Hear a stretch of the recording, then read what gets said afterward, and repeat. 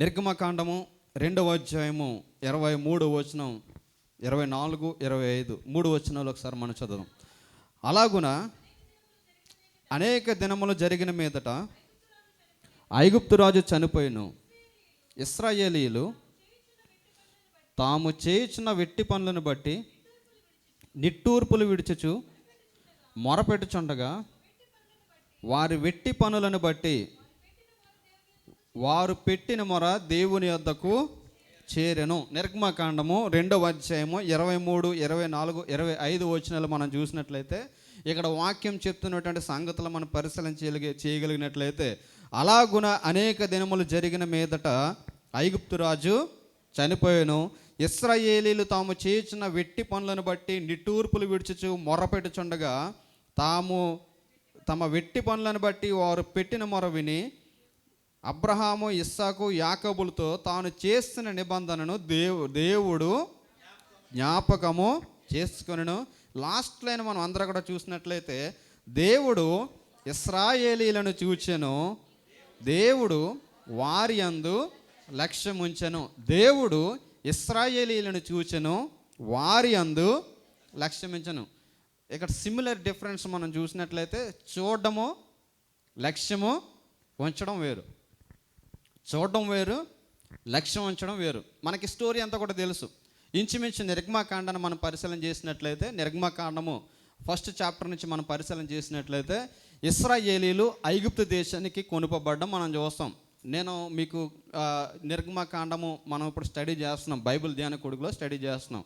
ఈ నిర్గమకాండాన్ని మనం స్టడీ చేస్తున్నప్పుడు ఎవరెవరు ఐగుప్తు దేశానికి వెళ్ళారో అక్కడ స్టార్టింగ్లోనే రాయబడుతుంటుంది ఎంతమంది ఐగుప్తు దేశానికి వెళ్ళారు, ఏ పరిస్థితుల్లో ఐగుప్తు దేశానికి వెళ్ళారనే విషయాన్ని మనం చూడగలుగుతాం. ఇశ్రాయేలీలు వారి దేశంలో నివాసం చేసేవారు. ఇశ్రాయేల్ యొక్క సొంత దేశము, దేవుడు స్వాస్థ్యంగా ఇస్తానన్న దేశము కనాను దేశము. ఈ కనాను దేశంలో వారు నివాసం చేస్తున్నప్పుడు అక్కడ కరువు వచ్చిన పరిస్థితుల్లో, మరి ఆ కరువు వచ్చిన పరిస్థితుల నుంచి వారు తప్పించబడాలని యాకోబు యొక్క కుటుంబము ఆ రోజుల్లో, మరి యాకోబు చిన్న కుమారుడైనటువంటి యోసేపు ఐగుప్తులో ఒక ప్రధానమంత్రిగా ఉన్న కారణాన్ని బట్టి మరి యాకోబు కుటుంబం అంతా కూడా మైగ్రేట్ అయ్యి ఐగుప్తు దేశానికి వెళ్ళనే మనం చూడగలుగుతాం. ఒక ప్రాంతం నుంచి ఇంకొక ప్రాంతానికి వెళ్ళారు, ఐగుప్తు ప్రాంతానికి వెళ్ళారు. ఈ యొక్క ఐగుప్తు దేశానికి వెళ్ళిన తర్వాత ఐగుప్తు దేశంలో వారు ఎంతో విస్తరించడం ప్రారంభించారు. ఫర్ ఎగ్జాంపుల్, ఈ దేశాన్ని మనం చూసినట్లయితే ఈ దేశంలో ఎవరు ఎక్కువ ఉన్నారు? అరబ్స్ ఎక్కువ ఉన్నారు, ఇండియన్స్ ఎక్కువ ఉన్నారంటే ఎవరు ఎక్కువ ఉన్నారు? ఎంతమంది ఉన్నారండి ఇండియా వాళ్ళు ఈ దేశంలో?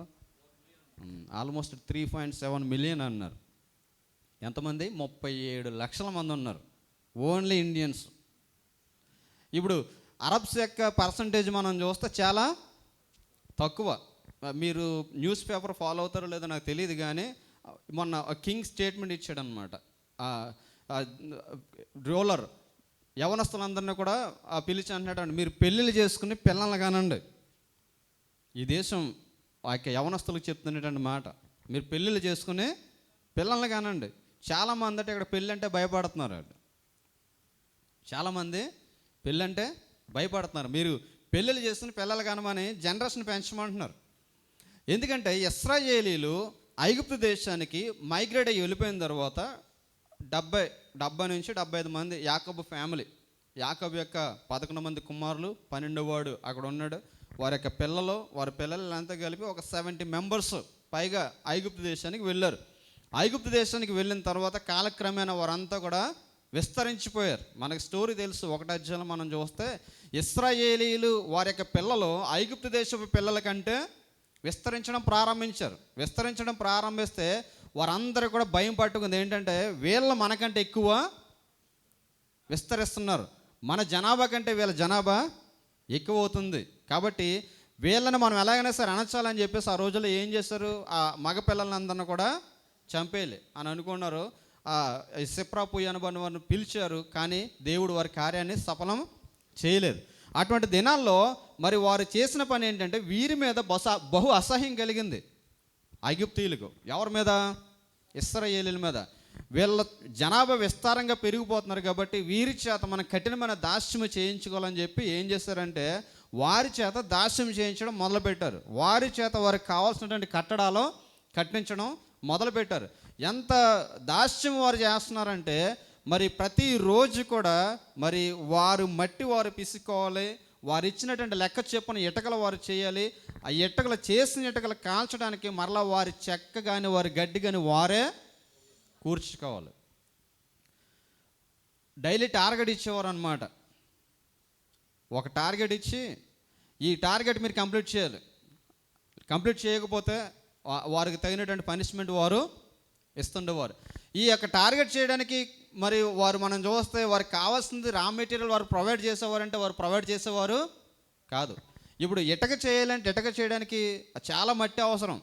ఆ మట్టి మరలా పిసకాలి, ఆ మట్టి పిసికిన తర్వాత దాన్ని మరలా ఇటక చేసి ఆరబెట్టాలి, ఆరబెట్టిన తర్వాత మరలా దాన్ని ఏం చేయాలి, కాల్చాలి. ఈ కాల్చడానికి ఈ ఇటక చేయడానికి ఆ రా మెటీరియల్ దగ్గర నుంచి కాల్చే వరకు కూడా రా మెటీరియల్ అంతా కూడా ఎవరు తీసుకోవాలంటే ఇశ్రాయేలీలే సమకూర్చుకోవాలి. ఈ సమకూర్చే యొక్క సమయంలో వారు టార్గెట్ని వారు పూర్తి చేయకపోతే వారికి కఠినమైనటువంటి శిక్షను వారు అమలు చేస్తుండేవారు. అందుకే వీళ్ళందరూ కూడా వీరు చేస్తున్న దాస్యాన్ని బట్టి ఏం కలిగిందంటే వారికి అంతా కూడా నిట్టూర్పులు పెట్టడం ప్రారంభించారు. ఎందుకంటే వన్స్ అపాన్ అంటే వాళ్ళ లైఫ్ చాలా బాగుంది యోసేపు ఉన్నటువంటి టైంలో.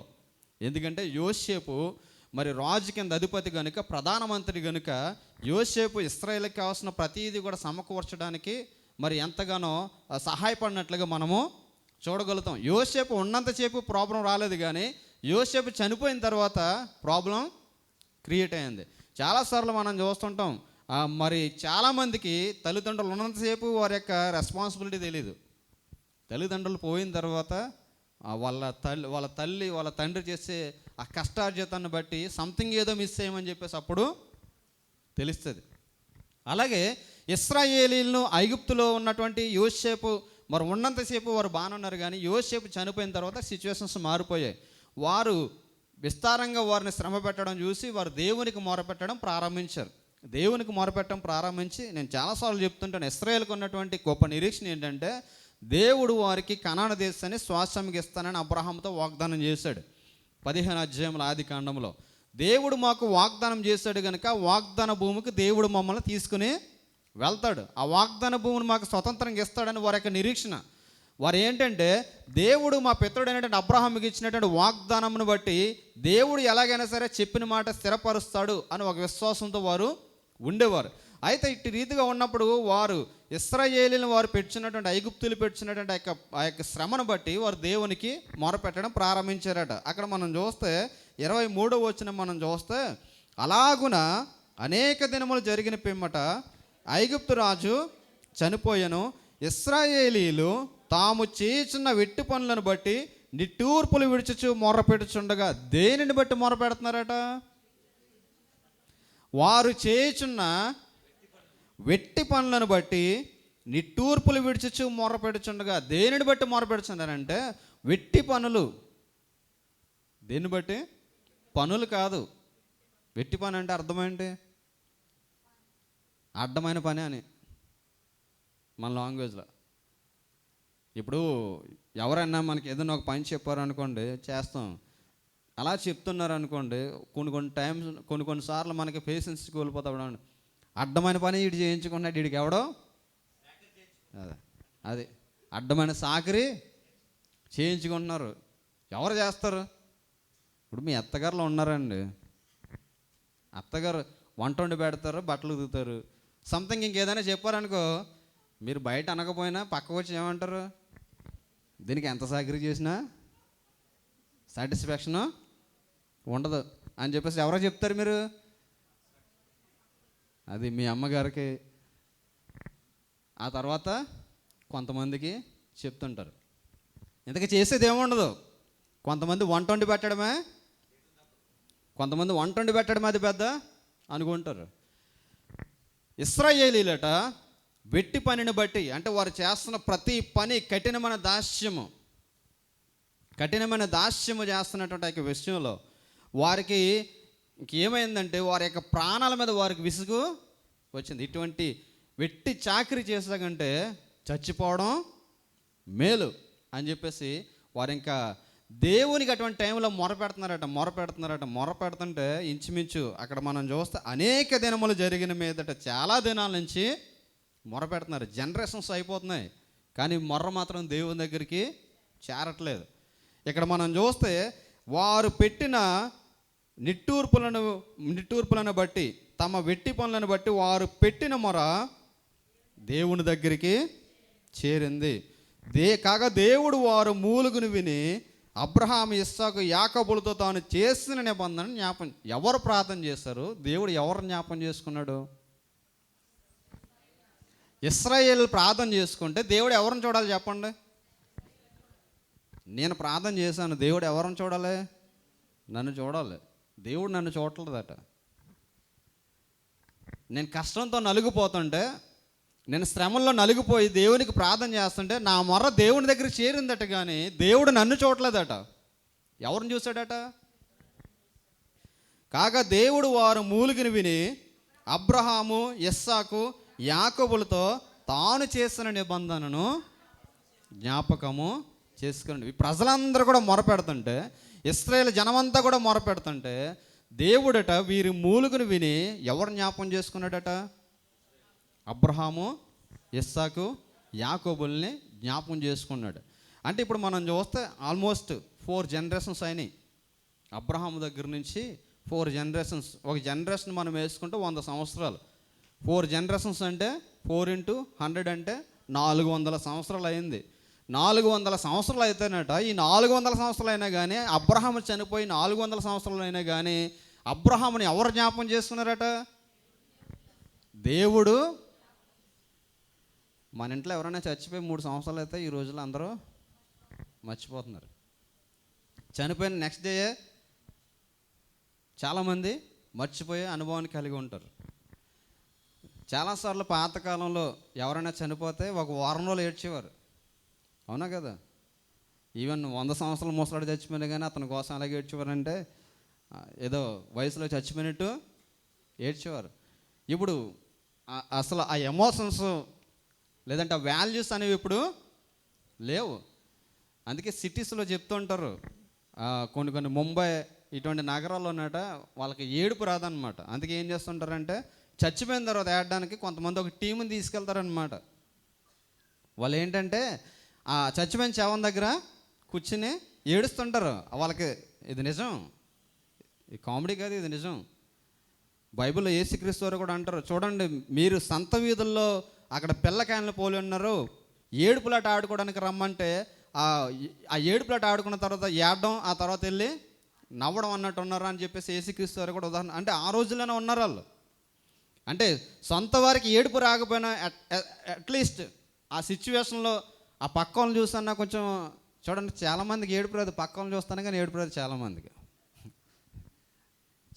పక్కలను చూస్తాను కానీ ఏడుపు రాదు. ఇప్పుడు ఏం చేస్తుంటారంటే ఏడడానికి కొంతమందిని తీసుకొస్తారు. 400 సంవత్సరాలు గతించిపోతానట. 400 సంవత్సరాలు గతించిపోయిన తర్వాత వీరి యొక్క మొరను బట్టి దేవుడు ఎవరు జ్ఞాపకం చేసుకున్నాడంటే అబ్రహాము, ఇస్సాకు, యాకోబుల్ని జ్ఞాపకం చేసుకున్నట్టు. అంటే నువ్వు ఎవరైనా సరే ఎవరైనా మర్చిపోయే అనుభవాన్ని కలిగి ఉంటారు, కానీ దేవుడు మాత్రం మర్చిపోయే అనుభవాన్ని కలిగి ఉండే దేవుడు. దేవుడు నాతో ఒక నిబంధన చేస్తే ఆ నిబంధన చేసిన తర్వాత ఒకవేళ నిబంధన నాకు వర్తించకపోవచ్చు, కానీ నా తర్వాత నా 4th జనరేషన్ అయినా సరే దేవుడు తప్పనిసరిగా జ్ఞాపకం చేసుకుంటాడు. అందుకే నేను చాలా చెప్తుంటాను, ఫ్యామిలీకి హెడ్స్గా ఉన్న మన లైఫ్ స్టైల్ సరిగా లేకపోతే ఆఫ్టర్ యువర్ జనరేషన్, అంటే నీ తర్వాత వచ్చే నీ జనరేషన్కి నువ్వు ఏమి కూడా ఒక సబ్జెక్ట్ నువ్వు ఇవ్వలేవు. దేవుడు అబ్రహాముని పిలిచాడు, అబ్రహాం నేను చెప్పిన మాట వింటే, నేను చెప్పింది చేస్తే నేను దీవిస్తాను అన్నాడు. దేవుడిని అబ్రహాంకి క్వశ్చన్ చేయలేదు, బ్లైండ్గా దేవుడి వెనకాల ఫాలో అయిపోయాడు. ఇప్పుడు మనం ఏదైనా ఒక ప్రాంతానికి వెళ్ళాలంటే ఈ యొక్క GPS లేకుండా మనము వెళ్ళలేము. రాత్రి సురాజు నేను ప్రయాణం చేస్తున్నప్పుడు అక్కడే ఉన్నాం, అక్కడే తిరుగుతున్నాం. ఆ డేరా ఏరియా అంతా కన్ఫ్యూజన్గా ఉంటుంది. తమ్ముడిని ఎక్కడ దింపాలో మేము ఎలాగెళ్ళాలో తెలియక ఆ సిగ్నల్ పెట్టుకుంటే అదేమో అలాగలా తిప్పుతుంది. అంటే డైరెక్షన్ లేకపోతే మనం ఏమీ చేయలేం, ఎక్కడికి వెళ్ళలేం మనం. డైరెక్షన్ లేకుండా దేవుడు అన్నాడు, అబ్రహాం నేను చెప్పిన ప్రదేశానికి వెళ్తే నా మాట వెంటే నేను దీవిస్తానంటే దేవుడిని క్వశ్చన్ చేయకుండా దేవుణ్ణి బ్లైండ్గా వెంబడించాడు. అందుకే అబ్రహామును దేవుడు దీవించాడు. అందుకే ఎంటైర్ జనరేషన్ దేవుడు దీవించాడు. ఇప్పుడు అబ్రహాముతో అన్నాడు, అప్పుడు పిలిచినప్పుడు అన్నాడు, అబ్రహాము నీవే కానీ నా మాట వింటే నీ తర్వాత వచ్చే నీ జనాంగాన్ని నీ విస్తరించి ఆశీర్వదిస్తానని చెప్పాడు. దేవుడట 15వ అధ్యాయము మీరందరూ కూడా చూసుకోండి, ఇంటికి వెళ్ళి చూసుకోండి. ఆదికాండం 15 అధ్యాయంలో దేవుడు చెప్తాడు. ఆదికాండం 15 అధ్యాయం గతించిన తర్వాత 15 అధ్యాయం నుండి ఇక్కడ వరకు కూడా ఆల్మోస్ట్ 400 ఇయర్స్. ఎన్ని సంవత్సరాల చరిత్ర? 400 సంవత్సరాల చరిత్ర. ఈ 400 సంవత్సరాల చరిత్రలో చాలామంది వచ్చారు, చాలామంది మారిపోయారు. ఎవరు గుర్తించుకున్నా, ఎవరు గుర్తించుకోలేకపోయినా దేవుడు మాత్రం ఎవరిని గుర్తుపెట్టుకున్నాడట? అబ్రహామును గుర్తించుకున్నాడట. ఎందుకంటే అబ్రహాము భక్తి దేవునికి అంత ఇష్టానుసారమైన భక్తి చేశాడు. దేవునికి స్తోత్రం కలుగును గాక. నువ్వు చేసే భక్తి దేవుణ్ణి మెప్పించే భక్తి అయితే నిన్ను ఎవరైనా మర్చిపోతారేమో కానీ దేవుడు మాత్రం నిన్ను మర్చిపోడు. ఈ ఎంటైర్ జనరేషన్ మొరపెడుతుంది. చూడండి 12వ అధ్యాయంలో మనం చూస్తే 12వ అధ్యాయము నిర్గమాకాండము 12వ అధ్యాయము 37వ వచనం మనం చూస్తే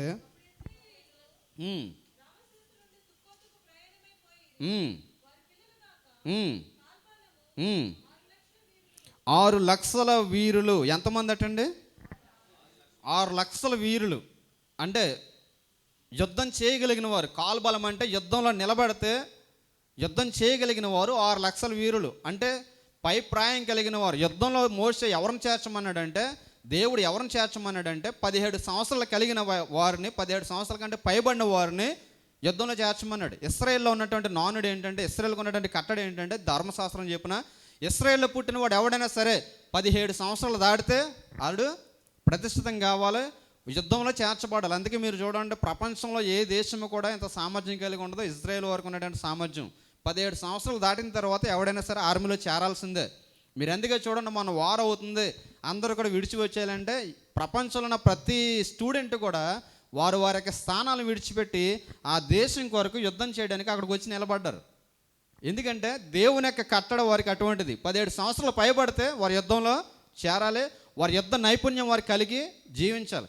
ఇప్పుడు 17 సంవత్సరాల కంటే తక్కువ ఉన్నవారు ఇంకా చాలామంది ఉంటారు. ఎంతమంది మొరపెడుతుంటే 6 లక్షల మంది కాలబలము వీరితో పాటు. అందుకే అంటారు, ఈ యొక్క కాల్కులేషన్ మనం చూస్తే ఒక ఫ్యామిలీకి 4 వేసుకున్న ఈ ఫ్యామిలీలో మనం చూస్తే 6 లక్షల కాలబలం ఇంటూ 4 రేషియో వేసుకుంటే ఇంచుమించు ఎంతమంది? దగ్గర 3 మిలియన్స్ పీపుల్స్ మనం చూస్తాం. 30 లక్షల మంది దేవునికి మొర పెడతంటే ఈ 30 లక్షల మంది పెట్టినటువంటి మొర దేవుని దగ్గరికి చేరి దేవుడు ఎవరు జ్ఞాపం చేసుకున్నాడట? ఎవరు జ్ఞాపం చేసుకున్నాడు? అబ్రహాము, ఇస్సాకు, యాకోబుల్ని. అంటే నేను అనుకుంటాను, నా కాల్కులేషన్ ప్రకారం, అంటే ఈ 3 మిలియన్ పీపుల్ యొక్క భక్తి జీవితము అబ్రహాము, ఇస్సాకు, యాకోబుల యొక్క భక్తి జీవితంతో సరితూగలేదు. అబ్రహాం, ఇస్సాకు, యాకోబుల యొక్క భక్తి జీవితంతో సరితూగలేదు. అందుకే దేవుడు ఎవరు జ్ఞాపం చేసుకున్నాడంటే అబ్రహామును జ్ఞాపం చేసుకున్నాడు. జ్ఞాపం చేసుకున్నట్టే సరే వీళ్ళకి వాగ్దానం చేశాను కదా, వాగ్దానాన్ని నేను నెరవేర్చాలని అనుకున్నాడట. ఇక్కడ మనం చూస్తే చూడండి 2వ అధ్యాయానికి మరలా మనం వెళ్తే అక్కడ దేవుడు వారి మూలుగును విని అబ్రహాము, ఇస్సాకు, యాకోబులతో తాను చేసిన నిబంధనను జ్ఞాపకము చేసుకొనెను. దేవుడు ఇశ్రాయేలును చూచెను, దేవుడు వారి యందు లక్ష్యం ఉంచెను. చూడండి ఇక్కడ అంటున్నాడు, అబ్రహాము, యాకోబు, ఇస్సాకులతో తాను చేసిన నిబంధనను జ్ఞాపకం చేసుకున్నాను. అందుకే అంటాను నేను, నిబంధన వేరు, వాగ్దానము వేరు. నిబంధన వేరు, ప్రామిస్ అంటే ఎవడైనా చేస్తాడు. మనం ఏదైనా ఒక అబద్ధం ఆడితే మన నోటి నుంచి వచ్చేది అదే, నీ మీద ఒట్టమ్మా అంటారు చాలామంది. అంటే అటు పోయినా పర్లేదు, పక్కడు పోయినా పర్లేదు. వాగ్దానం అనేది ప్రతి వాడు చేసేది. నిబంధన ఉంటుంది చూసారా, నో వన్ కెన్ చేంజ్ అనమాట. This is like contract. నిన్ను పెళ్లి చేసుకుంటాను అని చెప్పడం వేరు, అలా 100 మందికి చెప్పవచ్చు. అవునా కదా? నిన్ను పెళ్లి చేసుకుంటానని 100 మందిని మనం చెప్పవచ్చు. నేను మొన్న షార్ట్ వీడియోలో పెట్టాను కదా, ఒక ప్రేయస్ని ప్రేమిస్తున్నటువంటి యవనస్తునికి కలిగినటువంటి కోరిక ఏమని, నా ప్రేయసి నా పేరును తన మొబైల్లో ఏమి సేవ్ చేసుకుంది, యాంగ్జైటీ ఆక ఆ ప్రియురాలకు తెలియకుండా వెళ్ళి ఒకసారి ఆ మొబైల్ చూసాడట, నా పేరు ఏమి సేవ్ చేసుకుందని చెప్పి తన నెంబర్ కూడా చూస్తే ఏం సేవ్ చేసుకుంది, టైం పాస్ 56. ఆ యవనస్తుడి పేరు ఏమని సేవ్ చేసుకుంది, టైం పాస్. ఆ అమ్మాయి పని ఏంటి, ఇంకా టైంపాస్ దొరికినోడతాడల్లా టైంపాస్ చేయడమే. వీడు సీరియస్గా ఫీల్ అయ్యాడు. ఎవడ సమయం పోయిందంటే మనం చాలామందితో చెప్పొచ్చు నువ్వంటే నాకు ఇష్టమని, చాలామంది చెప్పొచ్చు నిన్ను పెళ్లి చేసుకుంటానని. చెప్పడం వేరు, చేయడం వేరు. నేను సారిగా చెప్తుంటాను. మా బీకంలో ఉన్నటువంటి బిజినెస్ క్లాస్ అనబడి ఒక సబ్జెక్ట్ ఉండేదని, అందులో అన్ని బిజినెస్ కేసెస్ అనమాట. అందులో ఒకడు అంటాడనమాట, అరే నువ్వు నా కూతుర్ని పెళ్లి చేసుకుంటే నీకు కలకట్టాలో ఉన్న హౌరా బ్రిడ్జ్ రాసిచ్చేస్తాను అంటాడనమాట. నువ్వు నా కూతుర్ని పెళ్లి చేసుకుంటే హౌరా బ్రిడ్జ్ రాసిచ్చేస్తానంటే ఇడు అనుకుంటాడు నిజంగా పెళ్లి చేసుకుంటే బ్రిడ్జ్ రాసిచ్చేస్తాడేమని చెప్పేసి పెళ్లి చేసుకుంటాడు. పెళ్లి చేసుకుని బ్రిడ్జ్ రాసిచ్చేస్తాను కదా ఇచ్చాయంటే నేను మాట అన్నాను కానీ నీకేమన్నా రాసిచ్చానా అంటాడు అనమాట. అప్పుడు వెళ్ళి కోర్టులోకి వేసేస్తాడు. అప్పుడు కోర్టు చెప్తుంది, ఒక మాట one agreement between two parties like legalised అంటాడు అనమాట. అంటే నువ్వు ఏదైనా ఒక నిబంధన చేసుకోవాలంటే వాళ్ళిద్దరి మధ్య ఉన్నటువంటి వ్యక్తులు ఏం చేసుకోవాలి, దాన్ని నిబంధన చేసుకోవాలి, ఇద్దరు రాసుకోవాలి. ఫాస్టర్ పెళ్ళి అయిన తర్వాత ఎందుకు మీ దగ్గర సంతకాలు తీసుకుంటారు? సంతకాలు లేకుండా పెళ్లి చేస్తారా? సంతకాలు లేకుండా పెళ్లి చేశారంటే దొంగ పెళ్ళి అని అర్థం. అది ఎందుకు అయిన తర్వాత మ్యారేజ్ సర్టిఫికేట్ ఎందుకు అంత ఇంపార్టెంట్? చిన్న గొడవైనా పెద్ద గొడవైనా అమ్మాయి మాట్లాడితే నేను కోర్టుకి వెళ్తాను అంటే ఎందుకు భయపడతారంటే అక్కడ సంతకం ప్రూఫ్ ఉంటుంది. ఒకసారి నువ్వు సైన్ చేసిన తర్వాత అది లీగలైజ్డ్ అయిన తర్వాత దాన్ని మరలా మార్చుకోవాలంటే దేవుడు అదే నిబంధన వేరు, ప్రామిస్ వేరు. నేను రోజు ఫోర్స్ చేయించే వాక్యంలో అందుకే నేను అబ్బాయి అన్నాడు డైలీ వాగ్దానం అన్నాడు. తమ్ముడు వాగ్దానం తీసే అన్నాను. వాగ్దానం అనేది ప్రతి వారు ఇచ్చేదే. వాగ్దానం అనేది నేను వాగ్దానం గురించి ఒకసారి మెసేజ్ చెప్పాను. వాగ్దానం అనేది ప్రతిరోజు మనకిష్టమైన వాక్యం మనం చెప్పుకోవడం కాదు. దేవుడు నీ పర్సనల్ లైఫ్లో ఒక వాగ్దానం కంపల్సరీ ఇస్తాడు. ఎప్పుడు ఇస్తాడంటే దేవునితో నువ్వు కలిగిన సత్సంబంధాన్ని బట్టి. అంతే తప్ప ఈరోజు నువ్వు ప్రయాణానికి వెళ్తున్నావు అని చెప్పేసి 131 కీర్తన నీ రాకపోగలని యెహోవా నీకు తోడుగుండును గాక ఇది వాగ్దానం అంటే బోల్డంత మంది ప్రయాణంలో చచ్చిపోతున్నారు. ఆ వాగ్దానం అనేది మన దేవునితో మనం కలిగి ఉన్న కనెక్షన్తో అది డిపెండ్ అయి ఉంటుంది. అబ్రహాము దేవునితో కనెక్ట్ అయినటువంటి కనెక్షన్ బట్టి దేవుడు అన్నాడు, అబ్రహాం నేను నీ సంతానానికి కనాన దేశాన్ని స్వాస్థ్యంగా ఇస్తానన్నాడు. ఒక జాబ్ ఇస్తానని లేదు, లేదంటే ఏదైనా ఒక బహుమానం ఇస్తానని లేదు. ఏమి ఇస్తానన్నాడు? ఒక దేశాన్ని స్వాస్థ్యంగా ఇస్తానన్నాడు. దేవుని యొక్క ప్రామిసెస్ అలా ఉంటాయి, దేవుని యొక్క నిబంధనలు అలా ఉంటాయి అంటూ అన్నాడు. అందుకే అన్నాడు నిబంధన చేసుకున్నాడట. ఎవరితోటి? అబ్రహాంతో దేవుడు నిబంధన చేసుకున్నాడట. అంటే అబ్రహాం యొక్క భక్తి జీవితం ఏ స్థాయిలో ఉందో మనం అర్థం చేసుకోవచ్చు.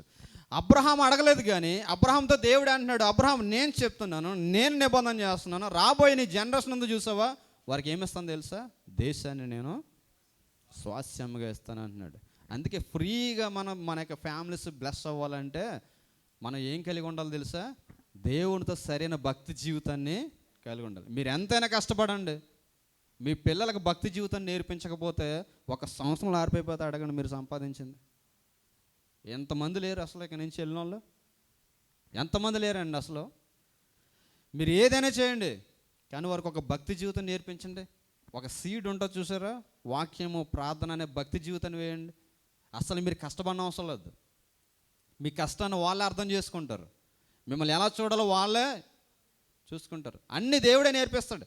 ఇక్కడ దేవుడు అంటున్నాడు అబ్రహాంతో నిబంధన చేసుకున్న తర్వాత అంటున్నాడు నిబంధన చేసుకున్నాడు అట. నిబంధన చేసిన ఆ నిబంధన దేవుడు జ్ఞాపం చేసుకున్నాడు. అంటే ఆ కాంట్రాక్ట్ దేవుడు జ్ఞాపం చేస్తున్నాడు. అరే పలానా టైంలో అబ్రహాంకి నేను వాగ్దానం చేశాను కదా అని చెప్పేసి అక్కడ మనం చూస్తే లాస్ట్లో మనం చూస్తే 25వ వచనం, దేవుడు ఇశ్రాయేలీయులను చూచెను, దేవుడు వారి యందు లక్ష్యం ఉంచాను. ఇప్పుడు మీరు చెప్పండి, చూడడం ఏంటి, లక్ష్యం చేయడం ఏంటి? చూడడం ఏంటి, లక్ష్యం చేయడం ఏంటి? దేవుడు చూశాడట, లక్ష్యం ఉంచాడట. చూడడం ఏంటి? What is the meaning difference between, అంటే ఈ రెండింటి మధ్య ఉన్నటువంటి వ్యత్యాసాన్ని మనం చూస్తే చూడడం ఏంటి, లక్ష్యం ఉంచడం ఏంటి? చెప్పండి, ఓపెన్గా చెప్పండి. చూడడం ఏంటి, లక్ష్యం ఉంచడం ఏంటి?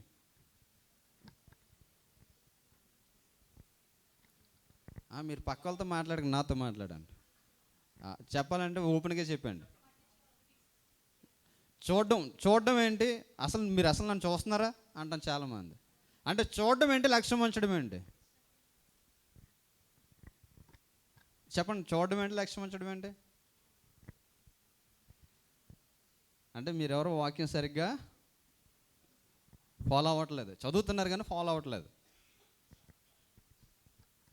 ఇప్పుడు చాలాసార్లు మనం చూస్తుంటాం, చూడటము లక్ష్యం అంటే ఏంటంటే, ఇప్పుడు నేను మిమ్మల్ని అందరినీ కూడా చూస్తున్నాను, మిమ్మల్ని అందరినీ చూస్తున్నాను, కానీ మీలో కొంతమంది మీద నాకు ఒక స్పెషల్ కేర్ ఉంటుంది. ఆ కేర్ ఎలా ఉంటుందంటే, అది మన యొక్క ప్రవర్తనను బట్టి, మీరు చేసే పనులను బట్టి ఉంటుంది. ఇప్పుడు మనం ఫర్ ఎగ్జాంపుల్ మనం చూడాలంటే, క్లాసులో టీచర్స్ అందరికీ పాఠాలు చెప్తాడు, కానీ కంపల్సరీగా ఒక 2-3 మీద కాన్సన్ట్రేషన్ చేస్తాడు. ఎవరి మీద కాన్సన్ట్రేషన్ చేస్తాడు? వీడి దగ్గర సబ్జెక్ట్ ఉంది, కంపల్సరీ వీడు ఏదో సంథింగ్ అవుతాడు అన్నవాడి మీద కంపల్సరీ టీచరు కాన్సన్ట్రేషన్ చేస్తాడు. దీన్ని అంటారు కేర్ఫుల్ అటెన్షన్ అంటారు. లక్ష్యం అంటే ఏంటంటే, ఆ వ్యక్తి మీద ప్రత్యేకమైన శ్రద్ధ నిలపడం. ఇలా చూడడం వేరు. ఇప్పుడు మీరు భోజనాలు పెడుతున్నారనుకో, అందరికీ పెడుతుంటారు, కానీ మీకు నచ్చిన వాళ్ళకి పెట్టేసరికి ఎలా పెడతారు? పాతకాలంలో చూసేవాళ్ళం, భోజనాల దగ్గర ఏదన్నా ముక్క తక్కువైందనుకోండి, ఈ భోజనాలు వడ్డించే దగ్గర ఏం చేసేవారు? ఈ మటన్ కర్రీ లేదంటే చికెన్ కర్రీ వడ్డించినప్పుడు అందరికి ఒక్కొక్క ముక్క, ఫ్యామిలీ మెంబర్స్ ఉన్నప్పటికీ ఇంకొక గరిటి ఎక్కువ తగిలించేవారు. అటెన్షన్ అంటే ఏంటంటే సంథింగ్ వాళ్ళకి ఎక్కువగా కేర్ఫుల్ అటెన్షన్ అనమాట. చూడడం వేరు. ఇప్పుడు రోడ్డు మీద వెళ్ళిపోతున్నప్పుడు ఎవరికైనా యాక్సిడెంట్ అయింది, యాక్సిడెంట్ అయినప్పుడు మనం చూస్తాం, వాడు మనోడు కాదనుకుని ఏం చేస్తాం? ఇవన్నీ వెళ్ళిపోతాం. అదే రోడ్డు మీద మనం వెళ్తున్నప్పుడు యాక్సిడెంట్ అయిందనుకోండి, అక్కడ ఏదన్నా ఇదిగో ఎవరో పలానా ఊరు నుంచి వచ్చి పడిపోయాడు అంటే అది మనకు సంబంధం లేకపోయినా మనకు ఒక ఇంటెన్షన్ ఉంటుంది. ఏంటి? సంథింగ్ ఇది మన వాళ్ళు ఎవరో కూడా కాదు కదా అని చెప్పేసి ఏమనుకుంటాం? వెళ్ళి దాన్ని మనం చూడాలి అని ఒక అటెన్షన్ మనం కలిగి ఉంటాం. దేవుడట ఇశ్రాయేలును చూచాడట, అంటే వీరు పెడుతున్న మొరను చూస్తూనే ఉన్నాడు దేవుడు. కానీ ఎప్పుడు లక్ష్య పెట్టాడట? వీరి యొక్క మొర్ర దేవుని దగ్గరికి వెళ్ళిన తర్వాత లక్ష్య పెట్టాడట. చాలాసార్లు మన జీవితంలో మనం అనుకుంటాం, చాలా కష్టాలు, నష్టాలు, ఇరుకులు, ఇబ్బందులు నన్ను ఎదుర్కొంటున్నాయండి. ఇదిగో నేను ఎంత ప్రార్థన చేసినా దేవుడు నా ప్రార్థన ఆలకించట్లేదు, నా ప్రార్థనకు సమాధానం రావట్లేదంటే there is something lack in between you and God అనమాట. అంటే దేవుడు మన యొక్క లక్ష్యమును, మన యొక్క ప్రార్థన లక్ష్య పెట్టట్లేదంటే దేవునికి మనకి సంథింగ్ ఏదో గ్యాప్ ఉంది. చూడండి ఒకసారి మనం చూస్తే ఆదికాండం మనందరికి కూడా తెలుసు. ఆదికాండము 3వ అధ్యాయము, ఆదికాండము 3వ అధ్యాయము 4-5 వచనాలు చదువుదాం. 4వ అధ్యాయము 3వ వచనం.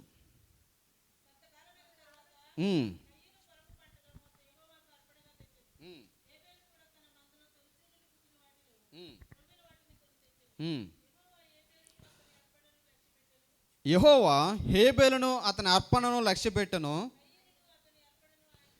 కయీనును అతని అర్పణను ఆయన ఒకరిని లక్ష్య పెట్టాడంటే దేవుడు ఒకరిని లక్ష్య పెట్టలేదట. కయీనకు అర్పణను దేవుడు కయీనకు అర్పణ లక్ష్య పెట్టలేదట, హేబెలు యొక్క అర్పణను లక్ష్య పెట్టాడు.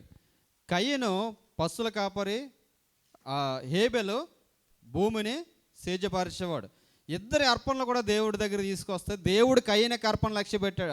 కయీనకు అర్పణ లక్ష్య పెట్టలేదట, దేవునికి అర్పణ, హేబెలు యొక్క అర్పణ లక్ష్య పెట్టాడు. అంటే లక్ష్యం చేయడం అంటే అర్థం ఏంటంటే దేవుడు దృష్టించడం. ఇప్పుడు చాలాసార్లు మనం చాలామందిని భోజనాన్ని పిలుస్తాం. భోజనాన్ని పిలిచినప్పుడు వారికి ఒక ప్రత్యేకమైన వంటకం చేయాలని మనం ఇష్టపడుతుంటాం. ఎందుకంటే వారి మీద ఒక ప్రత్యేకమైన శ్రద్ధ మనం చూపిస్తాం. ఇప్పుడు నెలకు ఒకసారి భోజనానికి పెట్టింది ఒకలా ఉంటుంది, ఇంక రోజు వచ్చి ఫ్రీగా తిన్నారనుకోండి, వాళ్ళకి భోజనం పెట్టాలనిపిస్తుందా? ఇటు రోజు వచ్చేవాడే కదా, అవునా కదా? ఇంట్లో ప్రతిరోజు కొంతమంది వస్తుంటారు, కొంతమంది కేవలం తినడానికి వచ్చేవారు మనకు తెలిసిపోతుంటుంది. వీడు ఎప్పుడు వచ్చినా ఏదో ఒకటి తింటాకి వస్తాడరా అనుకున్న వాళ్ళకి మనకి ఎలా పెట్టాలనిపిస్తుంది? వీడికి ఏది పెట్టినా తినేస్తాడు, వీడికి ఏది పెట్టినా పర్లేదు అనుకుంటాం. అదే కొంచెం గెస్ట్ టైపు, ఒక నెలకు కానీ 2 నెలలకు కానీ సంవత్సరానికి కానీ ఎవరైనా వస్తున్నారు అనుకోండి, ఇప్పుడు మనం చూస్తుంటాం కొత్తగా పెళ్ళైన జంటకు చాలామంది ఎలా పెట్టాలని ఇష్టపడతారు? ఇప్పుడు వాడికి పెళ్ళి కాకముందు అదే ఇంటికి వెళ్ళినప్పుడు నార్మల్గా పెడతారు, పెళ్ళి అయిన తర్వాత వెళ్తే ఆ రోజు స్పెషల్గా పెడతారు. నేను గమనిస్తుంటాను పెళ్ళిలోను, వాడు ఎంత బేవర్స్గా తిరిగినా కానీ ఆ పెళ్లి సమయంలో చాలామంది చాలా వాల్యూ ఇస్తారు. వీడు వెదవర పనికి మాలినోడు అని చెప్పేవారు కూడా స్టేజ్ మీద కూర్చునేసరికి వాడిది ఏది చెరిగిపోయినా సర్దడానికి చూస్తారు, ఎలాగైనా సరే వారికి ఏదో ఒకటి చేయాలని చూస్తారు.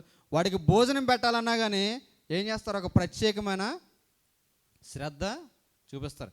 హేబెలుకి అర్పణ దేవుడు లక్ష్య పెట్టాడు, కయీనుకి అర్పణ దేవుడు లక్ష్య పెట్టలేదు. ఎందుకంటే కయీను శ్రేష్టమైనవన్నీ కూడా ఏం చేశాడట, దాచుకున్నాడట. అంటే భోజనం పెట్టాలనుకుంటే క్రొవ్వున కోళ్ళనేమో ఇంట్లో వండుకోవడానికి ఉంచుకున్నారట. బాగా బక్క చిక్కిపోయిన కోళ్ళేమో ఎవరు కోసెట్టారట, ఎవరికో పెట్టారట. నేనేమో అనలేండి, అదే మా మాస్టర్లు అంటారు అనుకో, ఏమంటాడు, పెడితే మా మాస్టర్ అంత డేరింగ్ అండ్ డాషింగ్ ఉంటుంది. ఒకసారి మీటింగ్లో తక్కువైనందుకు అసలు వదలకుండా వేస్తారు డైలాగ్. అక్కడ పెడితే కడుపు నిండా పెట్టండి, లేదంటే మానేమంటారు మా మాస్టర్. పెడితే శ్రేష్టమంది పెట్టాలంటారు, లేదంటే అందుకే మేము ఏదన్నా కొనడానికి వెళ్ళామంటే దగ్గరుండి పట్టుకుని మరీ చూపిస్తాడు ఆయన, ఈ పాటు కావాలని, శ్రేష్టమైనది కావాలని.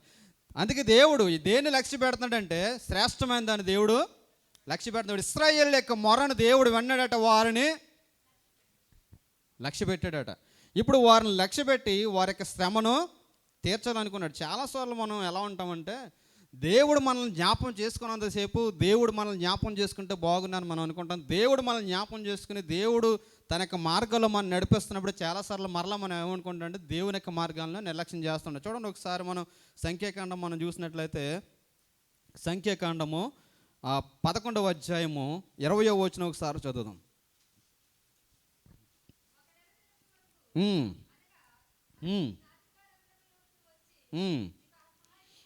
అసహ్యము పుట్టు వరకు దానిని తిందురు.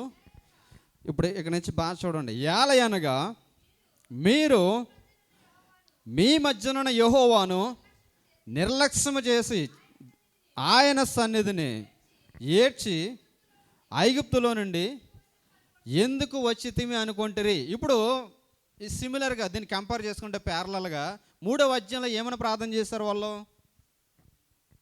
3 అధ్యాయాలు ఏమని ప్రార్థన చేశారు? ఇక్కడ మాకు కలిగినటువంటి శ్రమను బట్టి, వెట్టి పనులను బట్టి దేవా మమ్మల్ని జ్ఞాపం చేసుకొని ఈ వెట్టి పనుల నుంచి మమ్మల్ని విడిపించమంటే దేవుడు 3 అధ్యాయంలో వెంటనే యాక్షన్ తీసుకున్నాడు. చూడండి, చాలాసార్లు అందుకే దేవుడు ఏం చేస్తుంటాడంటే యాక్షన్ జరగకుండా బ్రేక్ చేస్తాడు. త్వరగా దేవుడు యాక్షన్ తీసుకుంటే దానికి వాల్యూ జనాలకి, ప్రజలకు తెలియదు. ఇప్పుడు చాలా సంవత్సరాలు అయిన తర్వాత వారి యొక్క మొర్రను బట్టి, వారు పెట్టిన వెట్టి మొర్రను బట్టి దేవుడు వారి యొక్క ప్రార్థన విని వాళ్ళని ఐగుప్తు దేశం నుండి మోసని ఏర్పరిచి ఐగుప్తు దేశం నుంచి వారిని విడిపించి నడిపిస్తుంటే ఇప్పుడు మరలా వాళ్ళు దేని వైపు చూస్తున్నారట? ఇప్పుడు ఎక్కడి నుంచి విడిపించమని ప్రార్థన చేశారు, దేన్ని చూస్తున్నారు?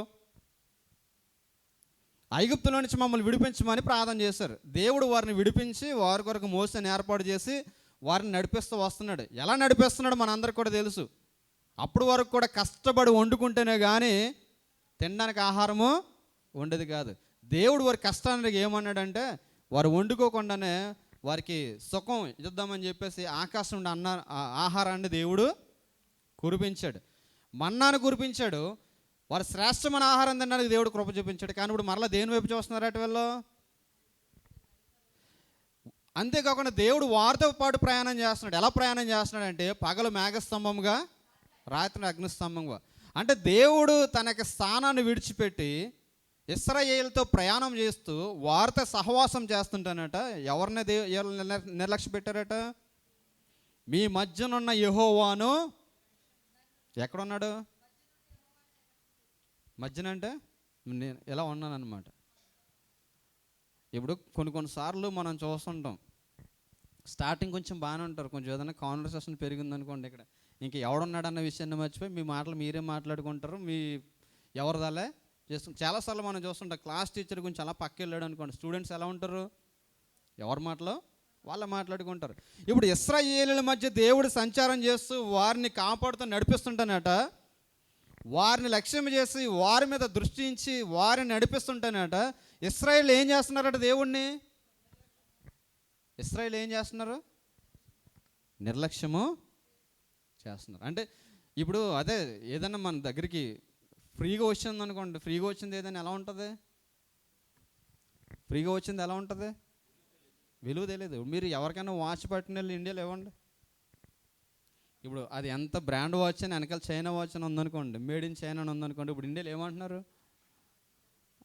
అది మన కర్మగాలి అది ఒక నెలలోనే పోయిందనుకోండి, వెంటనే వాళ్ళు ఏమంటారు? ఎక్కడ చైనాది ప్లాట్ఫామ్ వాచ్ తెచ్చి పడేశాడు. దాని వాల్యూ తెలీదు.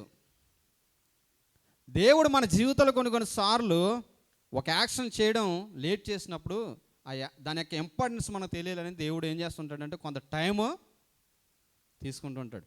కానీ దేవుడు వారితో పాటు సహవాసం చేస్తూ వారితో పాటు ప్రయాణం కొనసాగింపజేస్తున్న ఇశ్రాయేలు అంటే దేవుని దృష్టించకుండా ఎవరిని అలక్ష్యం చేశారట?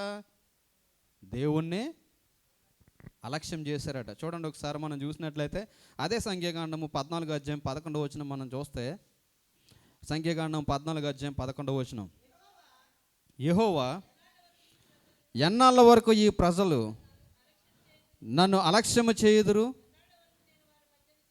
ఎన్నాళ్ళ వరకు నేను వారి మధ్యన చేసిన సూచక్రియలను చూసి నన్ను నమ్మకెందురు? చూడండి దేవుడు చెప్తున్నాడు, ఎన్నాళ్ళ వరకు ఈ ప్రజలు నన్ను అలక్ష్యము చేయుదురు? ఎన్నాళ్ళ వరకు నేను వారి మధ్య చేసిన సూచక్రియలను బట్టి వారు నన్ను నమ్మకెందురు? ఎటువంటి సూచక్రియలు దేవుడు చేశాడండి? ఎటువంటి అద్భుతాలు వారి మధ్య దేవుడు చేశాడు? చేసిన అద్భుతాలు దేవుడు వారి పట్ల చేసిన అద్భుతాలు వారు గుర్తించుకున్నారా? గుర్తించుకుంటే మనుషులు ఎందుకు అవుతారు? దేవుడు వారి మధ్య చేసిన సూచక్రియలు అద్భుత కార్యాలన్నీ కూడా వారు మర్చిపోయి ఎవరిని అలక్ష్యం చేస్తున్నారట? దేవుణ్ణి అలక్ష్యం చేస్తున్నారు. అంటే దేవుడు మనుషుని అలక్ష్యం చేస్తుంటాడు. ఎందుకు తెలుసా? చూడండి ఒకసారి కీర్తనల గ్రంథము 66వ అధ్యాయము, కీర్తనల గ్రంథము 66వ అధ్యాయము 18వ వచనం ఒకసారి మనం చూద్దాం. కీర్తనల గ్రంథము 66వ అధ్యాయం 18వ వచనం. నా హృదయంలో నేను పాపమును లక్ష్యము చేసిన ఎడల ప్రభువు నా మనవి వినకపోవును. నిశ్చయముగా దేవుడు నా మనవి అంగీకరించున్నాడు. చూడండి ఏమంటున్నాడు కీర్తనకారుడు ఇక్కడ? నా హృదయంలో నేను పాపమును లక్ష్యము చేసిన ఎడల ప్రభువు నా మనవి వినకపోవును. చాలాసార్లు మన ప్రార్థన అంటే దేవుడి దగ్గరికి ఎందుకు చేరదట? ఎందుకు చేరదు? మనం దేన్ని లక్ష్యం చేస్తామట? పాపమును లక్ష్యం చేస్తాం. అంటే లక్ష్యం చేయడం అంటే మనం ఎక్కడ ఉంటాం, మైండ్ మాత్రం ఎక్కడ వర్క్ చేస్తుంటుందంటే మనం దేన్నైతే మైండ్లో ఫిక్స్ చేసుకుంటామో దాని కొరకు అది ఆలోచిస్తూ ఉంటుంది.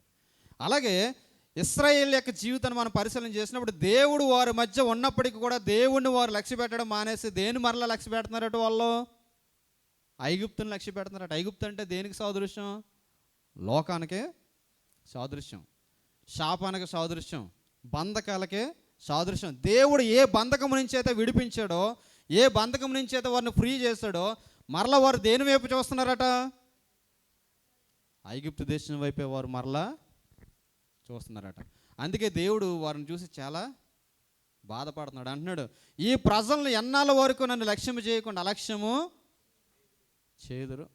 నేను వారి మధ్య చేసిన సూచక్రియలు అద్భుత కార్యాలన్నీ కూడా వారు మరిచి, ఇక నేను వారి మధ్య ఉన్న సంగతి వారు మర్చిపోతున్నారు కదా, నేను వారితో సహవాసం చేస్తున్నాను కదా అని చెప్పేసి అంటున్నాడు దేవుడు. అంటే దేవుడు మన జీవితంలో చాలాసార్లు చాలా అద్భుతాలు చేస్తాడు, ఎన్నో ఆశ్చర్యకార్యాలు చేస్తాడు. అయినప్పటికీ మన లక్ష్యము దేవుని మీద, దేవుని యొక్క మందిరం మీద ఉంచడం మానేసి మనం దేని మీద లక్ష్యం ఉంచుతాం? వ్యర్థమైన వాటి మీద మనం లక్ష్యం ఉంచుతాం. ఒక క్రైస్తవ విశ్వాసగా మన లక్ష్యం ఎవరి మీద ఉండాలి అండి? ఒక క్రైస్తవ విశ్వాసగా మన లక్ష్యం దేని మీద ఉండాలి? ఆదివారం ఆరాధన జరుగుతుందనే లక్ష్యం మనకు ఉండాలి. చాలామందికి అలక్ష్యము, నిర్లక్ష్యం అన్నమాట. దేవుని మందిరం అంటే నిర్లక్ష్యము, అలక్ష్యం. ఎవడైతే అలక్ష్యం చేస్తాడో దేవుడు తప్పనిసరిగా వాడిని అలక్ష్యం చేస్తాడు. అందుకే ఇశ్రాయేలుని దేవుడు అలక్ష్యం చేస్తూ చాలాసార్లు అన్నాడు, మోషే ఒక్కసారి నువ్వు పక్కకు తప్పుకో, వీళ్ళందరిని నేను ఒక్కసారిగా నేను నాశనం చేస్తాను. చూడండి, దేవుడు వారితో సహవాసం చేస్తున్నా, దేవుడు వారితో ఎంతో వారి మధ్య అద్భుతాలు చేస్తూ నడిపిస్తున్నా కానీ మోషే నిబంధన తీసుకురావడానికి మరి సీనాయి పర్వతం మీదకి వెళ్ళి కొన్ని దినాలు లేటేసరికి మోషే దిగొచ్చేసరికి వారి యొక్క పరిస్థితితో కూడా ఏమైంది? మొత్తం దేవుని లక్ష్య పెట్టడం మానేసి దేన్ని లక్ష్య పెట్టడం మొదలుపెట్టారు వాళ్ళు? ఒక విగ్రహాన్ని చేసుకుని విగ్రహారాధన చేయడం వారు ప్రారంభించి, మరి దేవునికి ఎప్పుడు వారు స్తుతులు చెల్లించలేదు. చూడండి, ఐగుప్తు దేశంలో వారు ప్రయాణం చేసినంతసేపు ఒక కీర్తన పాడతారు. మొట్టమొదటి బైబిల్లో ఉన్నటువంటి కీర్తన 15వ అధ్యాయంలో మనం చూస్తాం. ఎర్ర సముద్రం 2 పాయలుగా చీల్చినప్పుడు అక్కడ ఒక కీర్తన పాడతారు. ఆ తర్వాత వారు మరలా దేవుని స్తుతించి పాడినట్టుగా ఎక్కడ మనకి కనిపించదు. కానీ మోషే సీనాయి పర్వతం మీదకి వెళ్ళి దేవునితో సహవాసం కలిగి ఉన్నప్పుడు కిందకు వచ్చేసరికి వాళ్ళంతా కూడా ఇష్టం వచ్చినట్టు కేకలు బొబ్బలు వేస్తుంటే అక్కడ మోసే పరిచయం ఎక్కడ అంటే అక్కడ ఏదో జరుగుతుందంటే సంథింగ్ ఏదో జరుగుతుందంటే అది జయధ్వని కాదు, నాకు ఏదో వేరొక స్వరము వినిపిస్తుందని చెప్పేసి అన్నప్పుడు అక్కడ మనం చూస్తే అప్పుడు దేవుడు అంటాడు, మోసే త్వరగా దిగి కొండ దిగి త్వరగా వెళ్ళు. అక్కడ ప్రజలు చెడిపోయారు. ఇశ్రాయేలు ప్రజలు ఎన్ని రోజులు చెడిపోయారట? మోసే విడిచిపెట్టిన ఎన్ని రోజులు చెడిపోయారు? 40 రోజులు పట్టిందట. ఈ 40 రోజులకి వారి యొక్క భక్తి జీవితం అంతా కూడా ఏమైపోయింది? భక్తి జీవితం పోయి వేరొక వెర్షన్ వల్ల వచ్చింది. అంటే దేవుని యందు భయభక్తులు కలిగి లేకపోతే, దేవుని యందు విశ్వాసం కలిగి లేకపోతే, దేవుని యొక్క వాక్యం మీద మనకి శ్రద్ధ లేకపోతే మన యొక్క పరిస్థితి ఎలా ఉంటుందంటే లోక సంబంధమైన జీవితాన్ని మనము కలిగి ఉంటాం. మోసే ఉన్నంతసేపు వారిని దేవుని యందు భయభక్తులు నడిపించాడు. మోసే ఒకసారి పక్కకు తప్పుకునేసరికి ఏమైందట? వారంతా కూడా అక్కడ స్టేట్మెంట్ మనం సారిసారిగా గుర్తు చేసుకుంటాం. ఇదిగో మోసేది చెప్తాడు, ప్రజలందరూ మోసే వచ్చేసరికట ఎవరున్నారట? ఎలా ఉన్నారట? ప్రజలు వెచ్చల విడిగా తిరుగుట మోసే చూచాను అని ఉంటుంది. వెచ్చల విడతనం అంటే ఏంటి? వెచ్చల విడతనం అంటే ఏంటండి? ఇంకెవడు భయము భక్తి లేదనమాట. ఎవడికి నచ్చిన మార్గంలో వాడు పాడేవాడు పాడుతున్నాడు, తాగేవాడు తాగుతున్నాడు, డ్యాన్స్ చేసేవాడు డ్యాన్స్ వేస్తున్నాడు. చూస్తున్నాం కదా మనం ఇండియాలో ఏం జరుగుతుంది ఇప్పుడు. కుర్రలు కొన్ని వీడియోస్ అప్డేట్ చేస్తున్నారు. ఈ ఊరేగింపులు జరుగుతున్నాయి కదా, దేవుని ఊరేగిస్తుంటే సెక్యూరిటీ కింద పోలీసులని ఇస్తున్నారు. వాడు డ్యాన్స్ వాడు వేసుకోవచ్చు కదా, వాళ్ళు వచ్చి పోలీసుల ముందు వాడిని ఎటకారం చేసినట్టు అనమాట. పోలీసులు ఏమో వాళ్ళకి సెక్యూరిటీ ఇస్తుంటే వాళ్ళు ఎదురుగుండే వాళ్ళ కోతి గొంతులు అది మామూలు టైంలో వేస్తే వేరేగా ఉంటుంది. అందుకు వాళ్ళకు కూడా తెలిసి ఏం చేస్తున్నారు, ఇదే టైం అనుకుని ఏం చేస్తున్నారు, వాళ్ళు ఎదురుగుండానే మనం చూస్తాం. ప్రజలట వెచ్చలవిడిగా తిరగడం మోసే చూసాడట. అంటే 40 డేస్లో వారి యొక్క భక్తి జీవితం అంతా కూడా ఏమైపోయిందట? మారిపోయింది.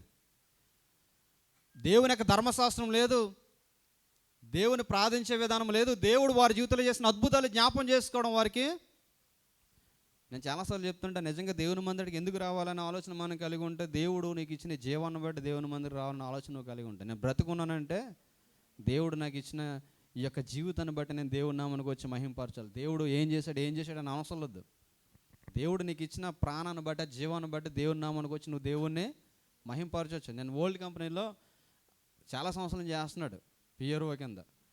జస్ట్ 2 days బ్యాక్ మన ఫెస్టివల్ జరిగింది, ఓణం ఫెస్టివల్. నా ఫైనాన్స్ నా మీద ఆఫీసర్ అనమాట. అంటే నేను అతను సిమిలర్గా వర్క్ చేసాం. ఫైనాన్షియల్ డైరెక్టర్ అతని కింద నేను అసిస్టెంట్ ఫైనాన్స్ డైరెక్టర్ అని నేను ఉండేవాడిని ప్రీవియస్ కంపెనీలో.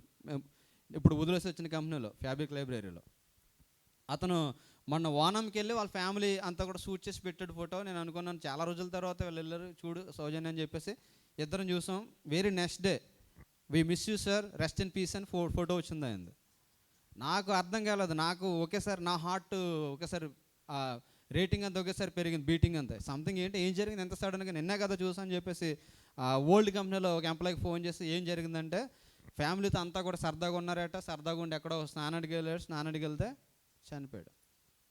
ఇక్కడ కారు ఉంది, ఫ్లాట్ ఉంది, కంపెనీ ఇచ్చిన ఫ్లాట్ ఉంది, కారు ఉంది, మంచి పొజిషన్ ఉంది, వాళ్ళ వైఫ్ మంచి ఉద్యోగం, అంతా కూడా ఏమైంది అసలు? One day has been God misplaced everything అనమాట. భయము భక్తి ఉంటే, నిజంగా మనకు దేవుని ఎందుకు భయము భక్తి ఉంటే ఎలా ఉంటుందో తెలుసా? ప్రతి దినము ప్రతి క్షణము దేవుడి సన్నిధానంలో ఒళ్ళు దగ్గరెట్టుకుని ప్రార్థించాలని ఆలోచన మనకు ఉంటుంది. వెచ్చలుడు తన మన చూసారా? ఒక ప్రార్థన గుర్తురాదు, ఒక వాక్యం గుర్తురాదు, ఒక భక్తి. అండ్ ఎందుకు పనిలాగా పెడతాం అనుకుంటున్నారు ఈ ప్రార్థనలన్నీ? బుధవారం ఈ యొక్క బైబిల్ రీడింగు, శుక్రవారం బైబిల్ రీడింగు, ఇవన్నీ ఎందుకు పెడుతున్నాం? నాకు తిన్నది అరక అనుకుంటున్నారు మీరు? భక్తి జీవితంలో అట్లీస్ట్ మనం ఒక దేవుడితో సత్సంబంధం మనము కలిగి ఉండాలి. మీతో పాటు నేను కూడా కలిగి ఉంటానండి. మనమంతా కూడా ఎందుకు ఉండాలంటే దేవునికి మన సమీపంగా ఎంత ఉంటే అంత మంచిది. గుర్తుపెట్టుకోండి, దేవునికి మనం ఎంత సమీపంగా ఉంటే నువ్వంత సెక్యూర్, నువ్వంత సేఫ్గా ఉంటావు. దేవునికి నువ్వెంత దూరంగా జీవిస్తావో నువ్వంత శాపాన్ని కొని తెచ్చుకుంటావు. దేవుడు వారి మీద లక్ష్యం ఉంచాడట. దేవుడు వారి మీద లక్ష్యం ఉంచి వారి బాధ నుంచి వారిని విడిపిస్తుంటే వీళ్ళని చేయడం మొదలుపెట్టారు, దేవుణ్ణి అలక్ష్యం చేయడం మొదలుపెట్టారు. దేవుని యొక్క కృపను వారు నిరర్ధకం చేయడం మొదలుపెట్టారు. ఈ యొక్క ఉదయకాల సమయంలో జ్ఞాపం చేసుకో, దేవుడు నీ జీవితంలో ఒకవేళ అనేక సంవత్సరాలుగా నువ్వు దేవుని దగ్గర మొర్ర పెట్టినట్టు మొర్రకు నీకు సమాధానం రాకపోతే, దేవుడు ఒకవేళ నీకు సమాధానం ఇచ్చినా ఆ సమాధానానికి ప్రతిఫలంగా నువ్వు దేవునికి ఇష్టానుసారంగా జీవించలేనివాడు కూడా దేవుని అలక్ష్యం చేస్తున్నావేమో ఒకసారి జ్ఞాపకం చేసుకో. దేవుడు మనల్ని లక్ష్య పెడితే మనకు పరిస్థితి వేరుగా ఉంటుంది. దేవుడు మనల్ని విడిచిపెడితే మన పరిస్థితి వేరుగా ఉంటుంది. చాలాసార్లు దేవుడు ఇశ్రాయేలుని విడిచిపెట్టేశాడు, మీకు తెలుసా? చాలాసార్లు దేవుడు ఇశ్రాయేలుని విడిచిపెట్టేశాడు. ఎందుకంటే వారితో విసిగిపోయాడు దేవుడు. ఎందుకంటే చెప్పి చెప్పి చెప్పి వీళ్ళ నా ప్రజలు నా మాట ఈ యొక్క అరణ్యంలో నడిపిస్తున్నాడు. మోషతో ఎన్నిసార్లు దేవుడు స్టేట్మెంట్ ఇస్తాడు, మోషే ఈ ప్రజలతో నేను యాగలేను, ఎందుకంటే వీళ్ళు అద్భుతాలు, మాంసం కావాలంటే మాంసం ఇస్తుంటే తినేస్తున్నారో తిరగబడుతున్నారు. ఇప్పుడు ఈ సిచ్యువేషన్ అదే. 11 అధ్యాయం ఇప్పుడు మనం చదివాం కదా, ఒకసారి పైన చదివితే అదిగో ఐగుప్తు దేశంలో మేము శ్రేష్టమైన వంటకాలు తినేవాళ్ళం, కానీ నీవు ఇక్కడ తీసుకొచ్చావు, అరణ్యంలో మమ్మల్ని చంపడానికి తీసుకొచ్చావు, మాకు మాంసం లేదంటే మోషే దేవునికి ప్రార్థన చేయడం మొదలు పెడతాడు. దేవా, ఇది వీళ్ళందరూ మాంసం కావాలంటున్నారు, వీళ్ళకి మాంసం కావాలంటే ఇప్పుడు నేను ఇంతమందికి ఎక్కడి నుంచి నేను తీసుకుని రాని, ఒకరిద్దరికి అయితే అనుకోవచ్చు, ఇంచుమించు 30 లక్షల మందికి మాంసం తీసుకురావాలంటే నేను ఎలాగో తీసుకొని రాగలనంటే, అప్పుడు దేవుడు అంటాడు, వెళ్ళి వాళ్ళని బయట కూర్చోమను, నేను సిద్ధపరుస్తానని చెప్పి అక్కడ ఆకాశ పక్షులను అక్కడ కురిపిస్తాడు. వాళ్ళు ఆకాశ పక్షులు కురిపించిన తర్వాత వాళ్ళ మాంసం తినడం మొదలు పెడితే ఆ మాంసం తినడంలో ఎవరిని మర్చిపోయారట? అసలు ఈ మాంసం ఎవరిచ్చారు అన్న విషయం వారు గుర్తుకు రాలేదట. మాంసము మనకి ఎవరు ఇచ్చారని అట్లీస్ట్ కృతజ్ఞతలు చెల్లించలేదట. ఇప్పుడు ఎవరింటికైనా మనం వెళ్ళినప్పుడు ఏదన్నా వాటర్ ఇచ్చారనుకోండి, థ్యాంక్స్ అని చెప్పలేదానికి మళ్ళీ రెండోసారి ఇవ్వాలనిపిస్తుందా? అస్సలు ఇవ్వాలనిపించదు. సేమ్ గాడ్ కూడా అంతే. దేవుడు వారికి శ్రేష్టమైన ఆహారాన్ని ఇస్తే తినేశారట, అరక్క కొట్టుకుంటున్నారట. చూడండి ఒకసారి 11 అధ్యాయం 20వ వచనం మనం చూస్తే, 11 అధ్యాయం 20వ వచనం, ఒక నెల దినాల వరకు అనగా మీ నాసికారంధ్రములో నుండి వచ్చి మీకు అసహ్యము పుట్టు వరకు మీరు దాన్ని ఎన్ని దినాలు తింటారట? ఒక నెల దినాలు నాసికారంధ్రంలోంచి వచ్చి మీకు అసహ్యం పుట్టే వరకు, అంటే తినకుండా అరిగింది తిన్నది అరగకుండా కొట్టుకునే వరకు మీరు తింటారు.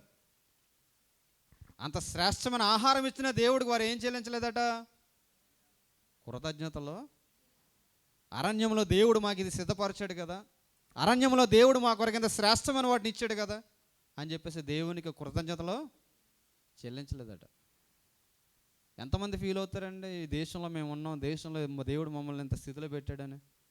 మనం ఎప్పుడు కూడా మన నెగిటివ్సే తీసుకుంటాం, పాజిటివ్స్ మనము తీసుకోం. అంటే ఎప్పుడైనా ఇండియాలో ఏసీ బస్సులు ఎక్కారా మీరు? నిజం చెప్పండి, ఎవరైనా ఎక్కాం మనం ఇండియాలో మన ట్యాక్సీలకి ఏసీ ఉంటుందా? అటువంటి ఏసీ ట్యాక్సీలో దేవుడు మనల్ని పెట్టాడంటే వీఆర్ బ్లెస్డే కదా. ఎక్కిన ప్రతిసారి మనం ఏమనుకోవాలి? చాలామందికి బుర్జ్ ఖలీఫా అంటే లైట్గా ఉంటుంది, అంటే నేను చెప్తున్నాను కదా, వాల్యూ తెలీదు. ఇటు బుర్జ్ ఖలీఫాని చూడడానికి ప్రపంచంలో ఒక శ్రేష్టమైన వింత అని చెప్పేసి ప్రపంచ దేశం నలుమూల నుంచి వస్తున్నారు. ఎందుకు? పనిలేక. అదొక శ్రేష్టమైన ఆర్కిటెక్చరల్ బిల్డింగ్ అని. ఆ వాల్యూ మనకు తెలీదు, ఎందుకంటే మనం ఇక్కడే ఉంటున్నాం కాబట్టి. ఎప్పుడైనా అనుకున్నారా దాని ముందు నిలబడి, దేవా ఎంతోమంది చూడడానికి లేనటువంటి భాగ్యం నువ్వు నాకు ఇచ్చావు అనేసి ఎప్పుడైనా అనుకున్నాం మనం? ఇవి మనకు గుర్తురావు. అంటే దేవుడు మన జీవితంలో ఏం చేయాలంటే ఎప్పుడు ఒక ఇచ్చేస్తూ ఉండాలన్నమాట. సంథింగ్ ఏదో దేవుడు ఇచ్చేస్తూ ఉండాలి. మనం ఎప్పుడు ఎవరిని కంపేర్ చేసుకోవాలంటే మనకంటే తక్కువగా ఉన్నవారిని, మనకంటే లేమిలో ఉన్నవారిని మనము కంపేర్ చేసుకోవాలి. నేను ఎప్పుడు అదే చూస్తుంటాను. సైకిల్ మీద వెళ్ళేవారిని చూసి థ్యాంక్ గాడ్ నువ్వు నాకు కార్ ఇచ్చావు. ఒకసారి చూసి అనుకుంటారు ఒకవేళ ఈ ఎక్స్పీరియన్స్లు చూస్తే ఇక్కడ కూడా మనం వెళ్ళాలి అని చెప్పేసి అనిపిస్తుంది. మనం అంతా కూడా ఆ ఎక్స్పీరియన్స్లు వచ్చిన వాళ్ళం కదా. వన్స్ అపాన్ ఎ టైం మనకేమైనా కార్లు ఉన్నాయా? ఆ గొప్ప కవర్లు చెప్పుకుంటే మనం ఎవడం ఏం చేయలేం. ఒకసారి ఒక నక్క ఒక పిల్లి అలాగే గొప్ప కవర్లు చెప్పుకుంటున్నాడు. నక్కకు బాగా గొప్ప కవర్లు ఎక్కువ. అది పిల్లిది అంటుందట, నాకు ఎన్నో ఆలోచన తెలిసే నీకు అంటుందట. ఎన్ని తెలుసు అంటే నాకు 100కు పైగా తెలుసు అన్నదట. పిల్లి అన్నదట, నీకెన్నో ఆలోచన తెలుసు అంటే నాకేం తెలియదు, ఒకటి తెలుసు అన్నదట. నీకు ఒకటి నాకు 100 తెలుసు అన్నదట. ఇలా పెద్ద కుక్కల గుంపు వస్తుందట. ఏం చేయాలి నక్క అడుగుతుందట. పిల్లి అన్నదట, నీకు 100 ఆలోచన తెలుసు కదా, ఏదో ఆలోచించంటే దానికి ఏమో రావట్లేదు. నువ్వేం చేస్తావు అంటే నాకు ఒక ఆలోచన తెలుసు, అదేంటంటే చెట్టు ఎక్కడం తెలుసు అని చెట్టు ఎక్కిందట. ఆ చెట్టు ఎక్కి తప్పించుకుంది. ఈ యొక్క నక్కనేమో కుక్కలు పడి గొప్ప కవర్లు చెప్తే ఎప్పుడు కూడా మనకి ఏమి ఎదురొస్తుంది? ఎప్పుడు కూడా గొప్పలకు మనం వెళ్ళకూడదు. అంటే ఎప్పుడు కూడా మనం చేసింది ఎప్పుడు కూడా మనం గుర్తించుకుంటున్నాం. మన స్థాయిని మనం గుర్తించుకోవాలి. దేవుడు దావీదుని తీసుకెళ్ళి రాజనగరంలో పెడుతుంటే రాజనగరంలో ఇలా తిరుగుతున్నప్పుడు దావీదుకు వచ్చినట్టు ఆలోచన ఏంటి తెలుసా? ఈ రాజనగరం ఏంటి, ఈ పరిస్థితి ఏంటి, నా బ్రతికి ఎక్కడ ఉండేది, అరణ్యంలో ఎక్కడో మేకల వెనక గొర్రెల వెనక తిరుగులాడుతున్న నా జీవితాన్ని ఈరోజు దేవుడు తీసుకొచ్చి రాజనగరంలో పెట్టించాడు కదా అని చెప్పేసి దావీదుకు వచ్చిన ఆలోచన ఏంటి తెలుసా? నా దేవుడు అరణ్యంలో నన్ను తీసుకొచ్చి రాజనగరంలో పెడుతుంటే నా దేవునికి మందిరం లేదు కదా, నా దేవునికి మందిరం నేను కట్టాలి కదా అని చెప్పేసి అప్పుడు ఆలోచించాడు. అంటే దేవుడు మన జీవితంలో చేసిన ప్రతి మేలుని బట్టి దేవుని మనం జ్ఞాపం చేసుకొని మరలా మనం ఎవరి కొరకు జీవించాలంటే దేవుని కొరకు జీవించాలి. మీరు లైఫ్ స్టైల్ చూడండి, దావీదు తన ఫ్యామిలీ కోసం ఏం దాయలేదు, కానీ దేవుని మందిరం కోసం 5 లక్షల కోట్లకు పైగా ఆస్తిని సమకూర్చాడు. దేవునికి స్తోత్రం కలుగును గాక. ఎందుకు దీవించాడండి దేవుడు దావీదుని? పనిలేక వేసిన పావాలకు 10 రూపాయల లెక్కలు చూసుకుంటాం మనం. దావీదు ఎన్ని లక్షల కోట్లు ఇచ్చాడు. నేను ఓల్డ్ డేస్లో అనుకుంటా, ఇప్పుడు మెజర్మెంట్స్ అది నాకు మిస్ అయింది ఫైల్. ఆ కాల్కులేషన్స్ అన్నీ కూడా ఒకసారి నేను స్క్రీన్ మీద వేసాను. వాళ్ళు ఖర్చు పెట్టిన ఖర్చు ఆ రోజుల్లో ఇంచుమించు 5 లక్షల కోట్ల వ్యయంతో నిర్మించబడిన దేవాలయం అది. ఈ 5 లక్షల కోట్ల వ్యయాన్ని ఎవరు సంపాదించి పెట్టారంటే దావీదు అంటాడు, ఇదిగో నా దేవుని మందిరం మీద నాకున్నటువంటి విశేషమైన ఆసక్తిని బట్టి నేను ఇదంతా కూడా సంపాదించి పెట్టాను, నా కుమారుడైన సొలొమోనుకి మీరు సహాయం చేయండి అని. ఎవరి కొరకు ఆసక్తి కలిగి దావీదు జీవించాడంటే దేవుని పని పట్ల. అందుకే దేవుడు దావీదుని అంతగా లక్ష్యం చేశాడు. దావీదుని దేవుడు లక్ష్య పెట్టడానికి కారణం ఏంటంటే దావీదు దేవుని ఆడ లక్ష్యం కలిగి ఉన్నాడు కాబట్టి. అందుకే ఏమని ప్రార్థన చేస్తున్నాడు? నా హృదయములో నేను పాపము లక్ష్యం చేస్తే దేవుడు నా మనవి. ఎంత భయంతో ప్రార్థన చేస్తున్నాడండి. అసలు పాపాన్ని ఎదురుకుండా పెట్టుకుని ప్రార్థన చేయట్లేదట. పాపాన్ని ఎదురుగా పెట్టుకుని ప్రార్థన చేయట్లేదట. యెషయా భక్తుడు అంటాడు, ప్రతి వాడు కూడా అరికాల మొదలుకొని నడినెత్తి వరకు కూడా ఏం కలిగి ఉన్నాడట? ఏ వ్యాధి? పిండబడలేదు, మెత్తన చేయబడలేదు, కొట్లు వేయబడలేదు. ఇప్పుడు మనం చూడడానికి ఎంత బాగుంటామో కదా. మన రియల్ వెర్షన్ ఒక్కొక్కసారి తెలిస్తే దేవుడు కూడా షాక్ అవుతాడు. అవునా కదా? అవునా కదండి? వాక్యమే చెప్తుంది కదా, ఎవడో లేడు మనుషుడు ఎవడో కూడా పాపం లేనివాడు ఎవడో కూడా, అందరూ పాపం చేసి దేవుడు అనుగ్రహింపచే మహిమను పొందలేకపోతున్నారు. అయినప్పటికీ దేవుడు మన పట్ల కృపా సంపన్నుడు అన్నాడు.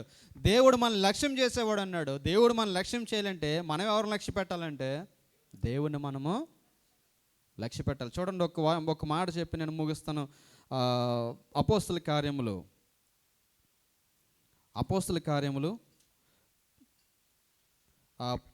16వ అధ్యాయము. అపోస్తుల కార్యములు 16వ అధ్యాయము 14వ వచనం నుంచి కొన్ని వచనాలు మనం చదువుదాం. అప్పుడు లూదియాను దైవభక్తి గల ఒక స్త్రీ వినుచుండెను. ఆమె ఊదా రంగు పొడిన తుయితైర పట్టరస్త్రాలు. ప్రభు ఆమె హృదయమును తెరిచిన గనుక పౌలు చెప్పిన మాటల యందు లక్ష్యం ఉంచెను. పౌలు చెప్పిన మాటల యందు. లూదియా మనం చూస్తే సీజ్ ఎ బిజినెస్ ఉమన్, వ్యాపారం చేసే స్త్రీ. దేవుని యొక్క వాక్యం అంటుంది. దేవుని యొక్క వాక్యం అంటే దేవుని యొక్క వాక్యం ద్వారా ఎవరి మీద లక్ష్యం ఉంచిందట? పౌలు చెప్పిన మాటల మీద లక్ష్యం ఉంచిందట. పౌలు చెప్పిన మాటల మీద లక్ష్యం ఉంచితే దేవుడు ఏం చేశాడట? ఆయన యొక్క హృదయాన్ని తెరిచాడు. మీరు ఎవరి మాటల మీద లక్ష్యం ఉంచుతున్నారు? నా మాటల మీద లక్ష్యం ఉంచుతున్నారా? ఏం లక్ష్యం ఉందా మీకు? మరి ఎందుకు మీ ఫ్యామిలీస్ రక్షించబట్టలేదు?